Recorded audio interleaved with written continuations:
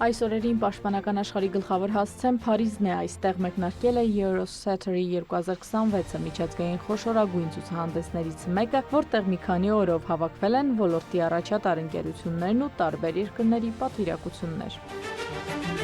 Փարիզում է նաև Հայաստանի պաշտպանության նախարար Սուրեն Պապիկյանը։ Միջազգային ցուցահանդեսը մեկնարկում է ցուցադրական պարապմունքով։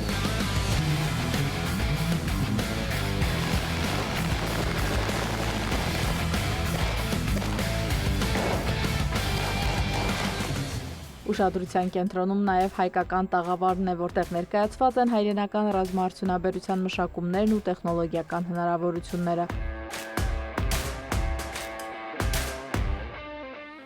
Ֆրանսիայի զինված ուժերի և վետերանների հարցերի նախարար Կաթրին Ոտրենի հրավերով Փարիզում է նաև բարձր տեխնոլոգիական արդյունաբերության նախարար Մխիթար Հայրապետյանի գլխավորած պատվիրակությունը։ Մեկ միասնական տաղավարի ներքո Փարիզ են հասել ռազմաարդյունաբերական ոլորտի հայկական 30 կազմակերպություն, միջազգային հարթակում ներկայացնելով իրենց մշակումներն ու տեխնոլոգիական լուծումները։ Սա նաև հայ-ֆրանսիական տեխնոլոգիական գործակցության նոր փուլի շարունակությունն է։ Մայիսին Էմանուել Մակրոնի Հայաստան կատարած այցի ընթացքում ստորագրված հայ-ֆրանսիական հուշագրից ընդամենը մեկ ամիս անց կողմերն արդեն անցնում են գործնական քայլերի։ 1967 թվականից անցկացվող միջոցառումն այս տարի մեկտեղել է ավելի քան 2300 ընկերություն աշխարհի 66 երկրից 42 ազգային ներկայացուցչական տաղավարով։ Միջոցառման շրջանակում նախատեսվում է ավելի քան 120 պանելային քննարկում եւ ցուցադրություն։ Քննարկումների օրակարգում են անօդաչու համակարգերը, հետախուզական ու պաշտպանական տեխնոլոգիաները, կիբերանվտանգությունն ու արհեստական բանականությունը,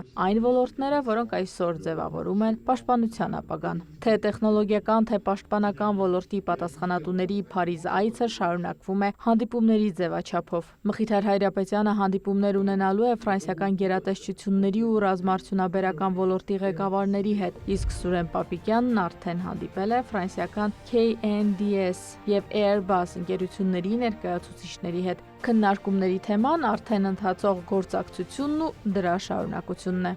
Իրինա Մկրտչյան, լուրեր։